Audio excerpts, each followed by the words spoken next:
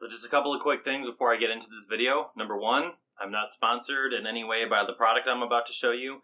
And number two, if you hear construction noise in the background, they're remodeling and doing a bunch of construction at the house across the street, and I'm trying to use the noise reduction software. So if you can hear that, the jackhammer in the background, I'm sorry. I'm just going to try to talk over it and get on through this. So let's start the video now. So it's been a while since I've done any type of product review or unboxing. If not, you can check out my quit video or any of my other vlogs where I talk about miscellaneous stuff. And it's been a while since I've done any type of vlogging or anything like that. I'm kind of nervous about this because I'm really excited about this. On Christmas Day, I decided to buy myself a drone. I have probably never really told anybody I'm interested in drones or quadcopters or whatever you want to call them, but I like the idea of flying it around and exploring the island, and I go on all these trips and I go to all these wonderful places, and it'd be really cool to get some type of aerial bird's eye view cool shot of it. I went on to Google and I said, what are the largest range drones that are out there? What are the farthest range drones? And I came across something called a Mavic, and I said, what is a Mavic? And I went to their website and I read all the stuff and I started watching other videos on it. So on Christmas Day,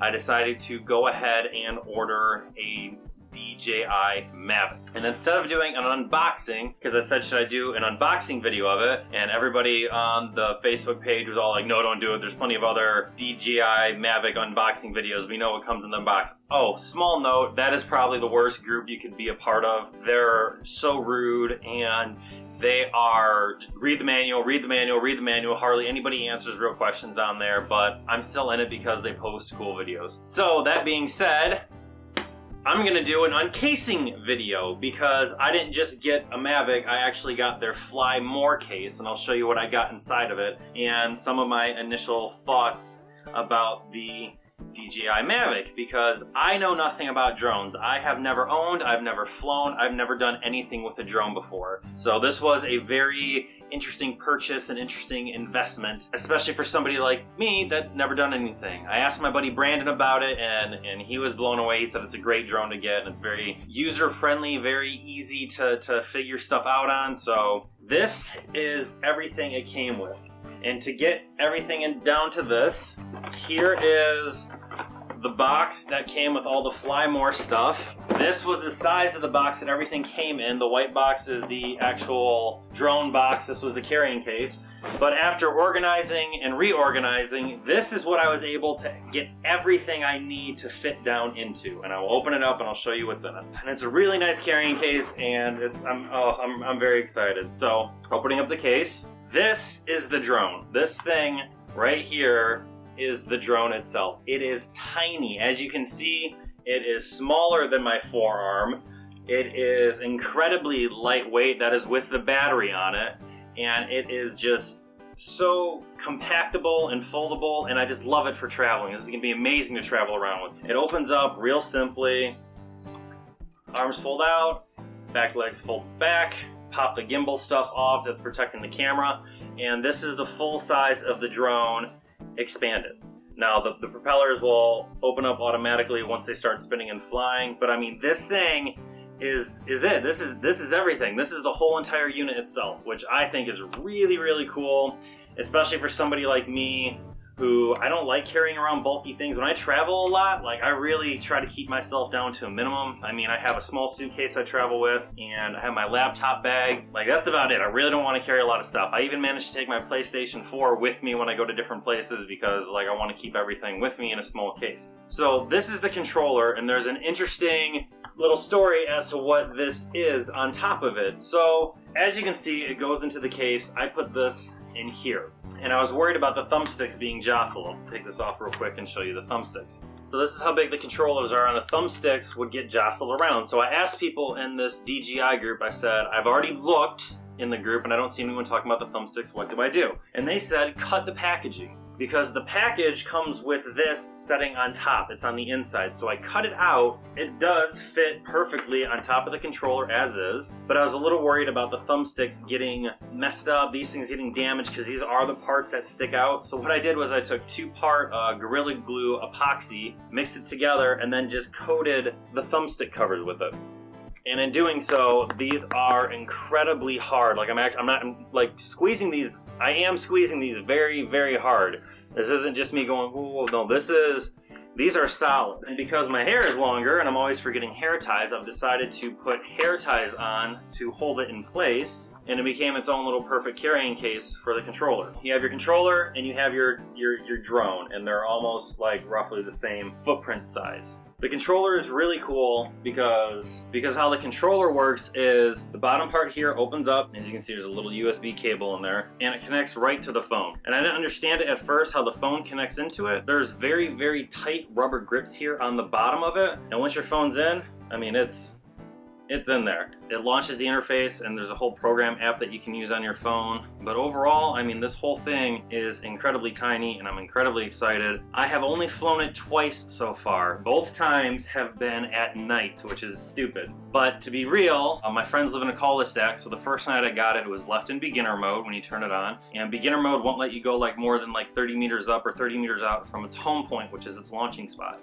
And we just kind of flew it around the little cul-de-sac area. Last night was a little bit interesting because I live really close to an airport. I mean, all of Key West is close to an airport. So it was telling me that I'm in a no-fly zone. Do I want to register to unlock myself from a no-fly zone? Blah, blah, blah, blah, blah. Basically, anytime I want to launch my drone from my home, I have to go on the website, I have to put in the serial number, and it'll give me a 3-day pass to launch the drone from the yellow zone that I live in. I understand why. There's an airport, there are things flying by me. It's just that isn't something I knew how to do or never knew of. And like I said, I know nothing about how the drone works and the finer points of the drone life, the users of a drone. So that was interesting to do and to figure out. My current one expires on the 19th. As soon as I registered on the website, it activated and I could fly, and I just flew it like up and down, messing around in my little backyard plot, which is really small, but it was just a small enough space for me to test it to make sure it's gonna fly. And because I got the Fly More package, I have a battery here, I have a battery here, I have extra props in here, I have the manuals right here, which are kind of worthless because they're incredibly hard to read because their font is so small. The books are maybe about that big, which is a little bit ridiculous. And the cool thing is this little adapter piece here attaches to the front of the battery like this, and you can use it as a USB charging hub. So you can charge a controller on the fly, or you can charge up your phone on the fly. It's just really nice because I got a bunch of batteries that I want to use to fly this thing around with, and I don't want to be limited by its 27-minute flight time. I'm going to take it out for its real first flight today. I'm going to fly it over to my friend's house, which is roughly like a mile away. It has a 7-kilometer range, which is a 4-point-something mile distance on it, you know, barring anything being in the way or electrical interference or whatnot. So I'm gonna go give this thing a fly and run it over there. I hope I can splice in the video after this footage, so I'll see you after the flight.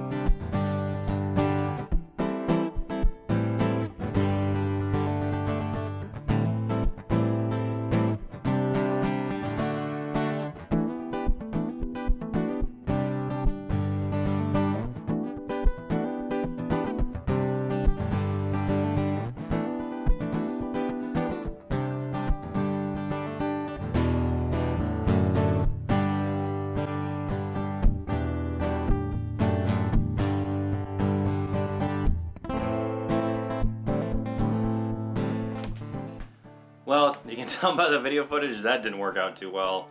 It got about halfway to its destination and then it lost signal. I'm assuming it's because the power lines kind of got in the way and really started affecting things, even though it was only about half a mile away. However, it could have been because of where I was recording. I was literally just, or where I was controlling it, I was sitting in the doorway outside, which is basically surrounded by cinder blocks, so that could have been an issue as well. Plus there's some trees and other things. So I'm just gonna drive over there and we're gonna play around with it. I'm gonna play around with it with my friends and see what we can do in their neighborhood. The other problem that I keep running into is, like I said, it's where I'm located. I'll post a picture of it, probably like right here. So the airport is a completely restricted no-fly zone. Next to that is a yellow zone. I think it's called a Class E no-fly zone. I have to do my authorization, but anytime I was trying to take off, I had to do, I accept the terms, I do this, confirm. Okay, you're ready to go, because my account online is linked to being active. But as soon as it crossed that barrier, it came up with that warning again and the drone stopped and it started disconnecting. One thing I found out last night is it keeps disconnecting from the controller and as soon as it realizes, like, oh my god, I'm in this area I'm not supposed to be in. So I don't know what to say about that. I've read people say turn off GPS mode because that'll negate no-fly zones, because it doesn't technically like know where it is in relation to like a map or anything. However, the one thing that's really cool is as soon as it disconnected from my controller, it immediately went to return home. And when it reconnected with my controller as it was returning home, I think it's on the video, I could control it again. It kind of like stopped and started hovering and started going back and forth, and I was able to realign it to my takeoff pad, which is just a brick that I moved out into the center of the yard. So that's nice. As soon as it lost it, it came right back, down, and it was safe and set to go. So I'm gonna pack up my cord, because I just need a cord to charge it, even though I got these other couple batteries, and I'm gonna head over to their house and we're gonna have some fun and see what we can do in the neighborhood. So yay!